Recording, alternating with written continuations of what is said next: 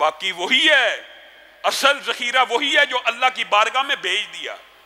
इस हवाले से एक मशहूर हदीस है जिसको बयान करके अपनी बात को ख़त्म करूँगा।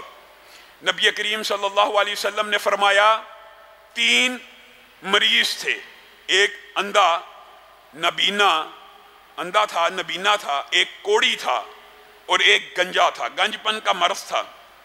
तीनों के पास एक फरिश्ता आया, गंजे के पास भी आया, कोड़ी के पास भी आया, अंधे के पास भी। कोड़ी के पास आके कहने लगा, तुझे क्या चीज़ अच्छी लगती है? कहा, मुझे अच्छा ये लगता है कि लोग मुझसे नफरत करते हैं, मुझसे दूर भागते हैं, मेरा जिस्म अच्छा भला हो जाए, इससे बेहतर क्या बात हो सकती है?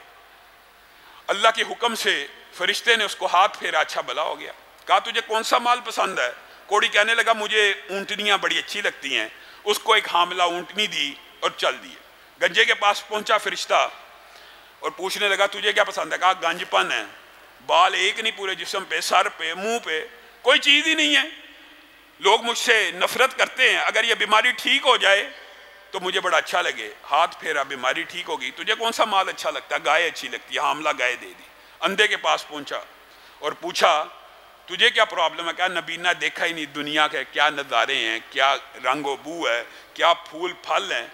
हाथ फेरा, आंखों की बिनाई आ गई। कौन सा माल अच्छा लगता है? बकरी, हामला अता कर दी। एक अरसा गुजर गया। हदीस के अल्फाज ये हैं, अल्लाह रब्बुल इज़्ज़त ने उस कोड़ी की ऊँटनियों में इतनी बरकत डाली कि एक पूरी वादी ऊँटनियों से भर गई। गंजे की गाय में इतनी बरकत डाली, एक वादी गाय से भर गई। अंधे के माल में इतनी बरकत डाली कि एक पूरी की पूरी वादी बकरियों से भर गई। अब वही फरिश्ता दोबारा बारी बारी तीनों के पास आता है, कोड़ी के पास जाके पूछता है, ए अल्लाह के बंदे, अल्लाह ने जो तुझे माल दिया उसमें से मुझे भी कुछ अता कर, उसमें गरीबों का भी हिस्सा है। ये किसने आपको कह दिया कि आपके माल में गरीब, मिस्कीन, यतीम का और मसारिफ ज़कात जो अल्लाह ने बयान किया उनका हिस्सा नहीं है? अल्लाह ताला ने उनका हिस्सा मुकर्रर किया है, अल्लाह ने मुकर्रर किया है। अल्लाह के माल में से अता कर। मेरे अपने बड़े अखराजात हैं, मैंने बड़े कुंभों को पालना है, मेरा बड़ा ख़ानदान है, मैंने ये करना वो करना। क्या तू कोड़ी नहीं था हुआ करता? तेरे पास एक टका नहीं था, अल्लाह ने तुझे ये माल दिया? नहीं नहीं नहीं, मैं तो, तुझे पता ही नहीं मैंने कितनी मेहनत की है, मैंने बड़ी स्ट्रगल की है, ये मेरे हाथ की कमाई है। ये शैतान का सबसे बड़ा वसवसा है। अल्लाह की कसम, हाथ की कमाई से अगर बंदे ने अमीर होना हो तो दुनिया के सबसे अमीर लोग मजदूर हों। हाथ की कमाई से कोई अमीर नहीं होता, अल्लाह के फजल से अमीर होता है। हाथ की कमाई से कोई नहीं अमीर हो सकता। ये मेरे ब्रेन की कमाई है, ये मेरा इंटेलेक्चुअलिज्म है, ये शैतान ने वसवसे डाले हुए हैं। वही कोड़ी कह रहा है, ये मैंने बड़ी मेहनत से कमाया, तुझे पता नहीं, तुझे पता नहीं, मैं, मेरे बाओ अजदाद ने मेहनतें की, हमने बड़ी मुश्किल से बात। अच्छा, झूठ बोलता है तो अपनी हालत में वापस लौट जाएगा।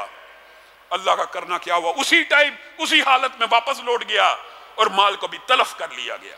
ये साइल को, अल्लाह के नाम पे मांगने वाले को ना देने का नतीजा है।